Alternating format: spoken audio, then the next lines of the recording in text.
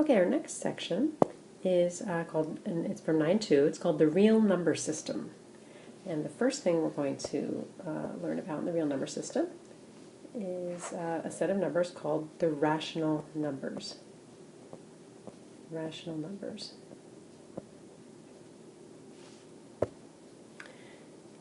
These are numbers that can be written as a ratio of two integers. So, for instance, a fraction. So examples of rational numbers might be here's some examples. 2/3 is a rational number because it's written as a ratio of 2 to 3. Something like, or I should mention that it's a number that either is already written as a ratio of two integers or could be made to be a ratio of two integers. So for instance, the number 5 by itself is not a ratio of two integers, but I can write that as 5/1, and that's a ratio of two integers. Basically, if I can write a number as a fraction where the numerator and denominator are integers, then those are rational numbers. So basically, every fraction, as long as the numerator and denominator are integers, and every decimal, as long as it's either an ending decimal or it has a repeating block. So decimals, well, I'll write this out for you. Okay, so decimals that either end or have a repeating block, for example, 5.3 bar, those would be rational numbers. So let's continue to write some examples of rational numbers. Examples of rational numbers.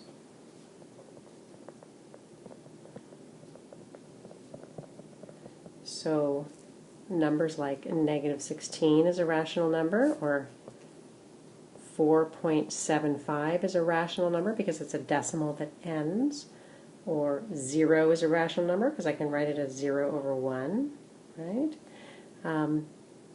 2.7 bar is a rational number. These are all rational numbers. Okay. Now, just as a reminder, rational numbers, I just want to remind you that when I'm writing a negative rational number, I can put the minus sign either in the top, I can put it in the bottom in the denominator, or I can put it right next to the fraction. These are all equal to each other. The one that's not equal is if I would say this is not equal if you had a negative in the top and the bottom, the numerator and denominator, because negative divided by negative would be positive. So these three, the first three that I've written, are all the same fraction. That fraction is equal to -2/3. That's just a reminder. Okay, so the other type of number that we're going to learn about today are called irrational numbers. An irrational number is any number that cannot be written as a ratio of two integers. And just as a note, a decimal that is non-ending and has no repeating block is irrational. So for example, a decimal like 3.2947832, keep on going forever, with no repeating block, is irrational. Another one that you might be familiar with is a number called pi. That starts, it's approximately 3.14159. It keeps going, it never ends, and it doesn't have a repeating block. Some other examples might be things that we've just learned about, square roots. If I take the square root of a non-perfect square, like let's say the square root of 2, that's not a whole number. That square root of 2 is going to be an irrational number. Another one might be square root of 3. You might be thinking now, well, are all square roots irrational? No, they're not, because for instance the next square root of 4, is 2. So that is not irrational. This would not be an irrational number, right? So I'm going to draw a little a Venn diagram here. We may have done this before. We've got the world of whole numbers. Whole numbers. Hopefully you remember what those are, like 0, 1, 2, etc. And then we've got the world of, actually inside whole numbers, if we really want to be specific, we really want to be, let's start again. We've got the world of natural numbers. Let's try that. Natural numbers. And that starts with 1, 2, 3, no 0 in there. Then a slightly larger set would be the set of whole numbers.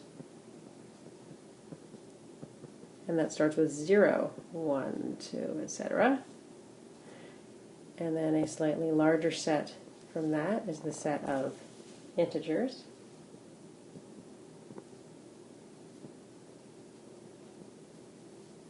And those are the whole numbers and their opposites. So like -2, -1, 0, 1, 2.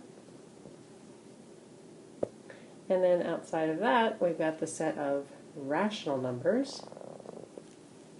We just learned about those. Rational numbers. So that includes things like fractions, 2/3, or decimals, 1.5, or repeating decimals, 1.3 bar, -73. These are all rational numbers.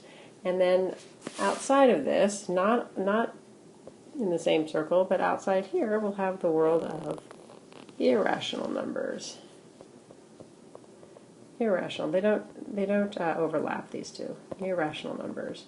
So those are numbers like pi, or 7.6293, or square root of 2. These are all examples of irrational numbers. Sorry, square root. Didn't do a very square root symbol there. And then the world that includes all of these numbers are called the world of real numbers. Real numbers. And those are all the numbers that you've learned about so far. When you get into high school, into Algebra 2, you'll learn about another set of numbers called the imaginary numbers, but we'll leave that for another lesson. Okay, so we're going to classify some real numbers. I've made a chart here.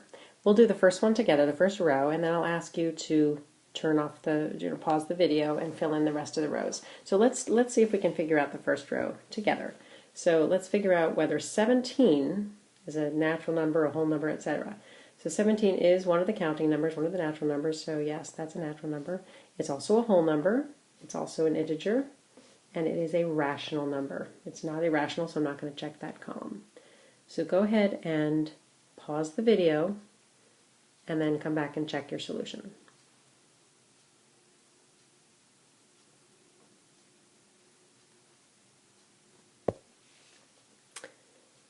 Okay, so hopefully you got the correct marks in the right rows.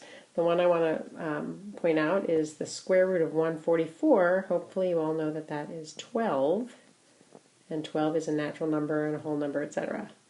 And then this number right here is rational because it is a repeating block decimal. And remember, we talked about that. If it is a repeating block decimal, or if it's a decimal that ends, then it's a rational number.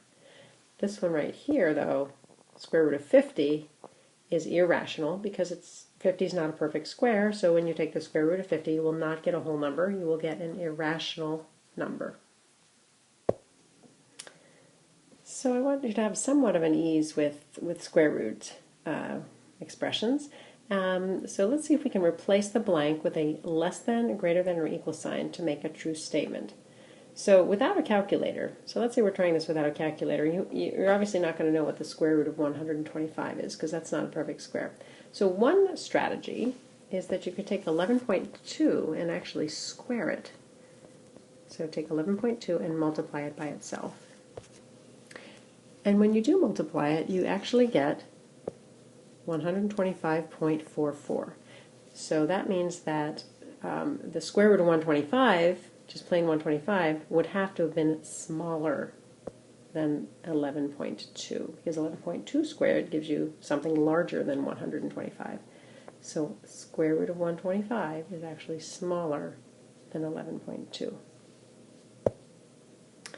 Okay, here's another type of problem. Order from least to greatest, then graph on a number line. So I've given you 4 numbers here, 2 of which have square roots, and hopefully you can figure out that the square root of 36, since that's a perfect square, is 6. Now this number is going to be slightly larger than 6.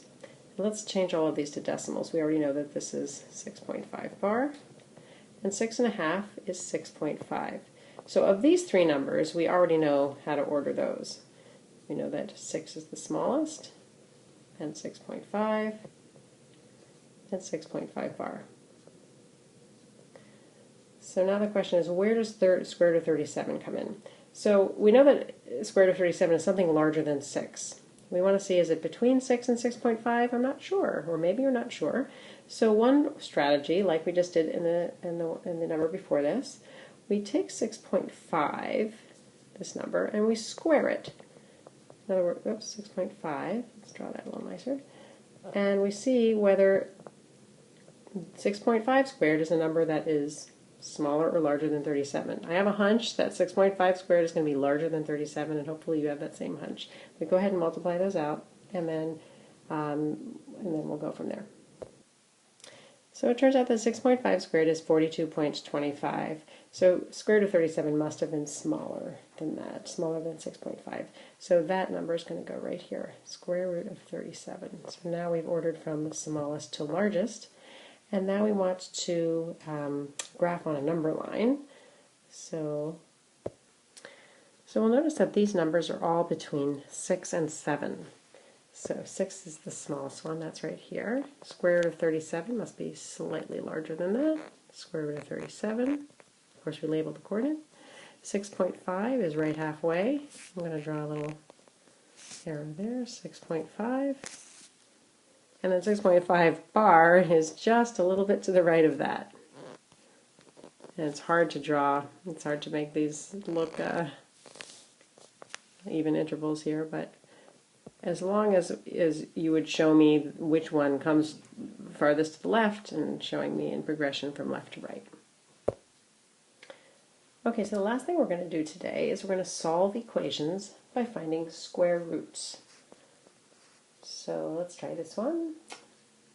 X squared equals 64. So just as before when we would solve equations, we want to do the same thing to both sides of the equal sign. We're going to do the same thing to both sides of the equal sign here. Now in order to undo a square, we're going to take the square root of both sides. So I'm going to square root the left, and take the square root of the right. There's one additional thing that I need to do when I put in a square root, when I'm square rooting both sides, and that is that I need to look for both the positive and negative answer. So what we have here, what happens on the left is that the square and the square root basically cancel each other. They undo each other. So what we have on the left is just x, and what we have on the right is positive or negative, and the square root of 64 is 8. And if you wanted to check that, it makes sense, because 8 squared is 64, and negative 8 squared is also 64. Right? Because negative 8 times negative 8, negative times negative is positive. Okay, why don't you try this next one? Let's try x squared equals 81. So again, in order to undo the square, we're going to square root. That's the reverse or inverse operation. We square root the left, and we have to square root the right. And of course, we have to put the plus or minus in. So we end up with x equals positive or negative 9. There are two answers here, just as there were two answers above.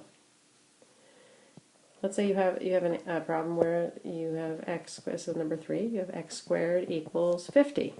50 is not a perfect square. When you square root both sides, again, remembering to put the plus or minus, you can't take the square root of 50, and it's an irrational number, so you're just going to write it like this. X equals positive or negative square root of 50. When you take algebra next year, you will learn a way to simplify this. But we're going to hold off for another lesson for that.